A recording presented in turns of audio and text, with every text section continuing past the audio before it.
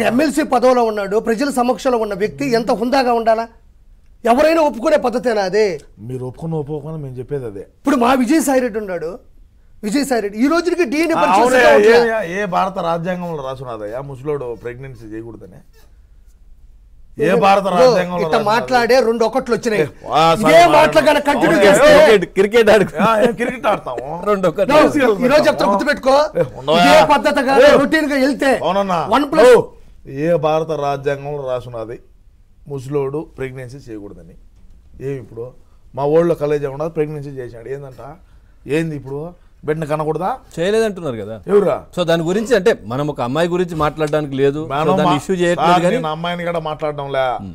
ఏ భారత రాజ్యాంగంలో రాసున్నది 60 సంవత్సరాలకు పైబడినటువంటి వ్యక్తి ప్రెగ్నెన్సీ చేయకూడదని? నేను చేయలేదని చెప్పొద్దు కదా. మరి ఎవరు ఒకటి చెప్పలా కదా? ఇంకేంది అది చెప్పలేదు కదా, నేను చెప్తున్నా కదా.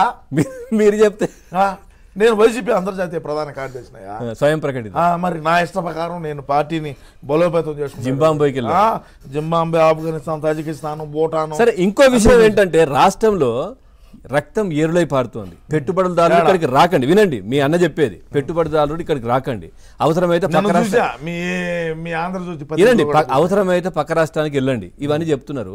మరి మీ రోత పత్రిక ఒకటి ఉంది కదా, దాంట్లో ఒక్క నిమిషం ఎందుకు వేసుకుంటున్నారు? రాష్ట్రంలో ఏదో జూదం ఏరులై పారుతూ, అంటే జూదం మొత్తం ఎక్కడ చూసినా కానీ గ్రామాల్లో ఇదే అని, అసలు ఏమీ లేనిది ఆ విధంగా ఎట్లా మాట్లాడుతున్నారు? ఎందుకంటే గతంలో మరి కొడాలినాని క్యాసినో, ఎన్ని ఘోరమైనటువంటి విషయాలు, గ్యాంబ్లింగ్లు, జూదాలు ఇవన్నీ జరిగినాయి.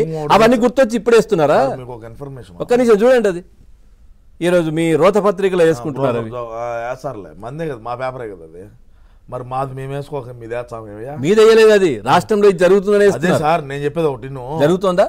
ఎక్కడైనా సరే ప్రపంచంలో, ఇదే ప్రపంచంలో ఎక్కడ కూడా నాకు తెలిసినటువంటి సమాచారం ఏంటంటే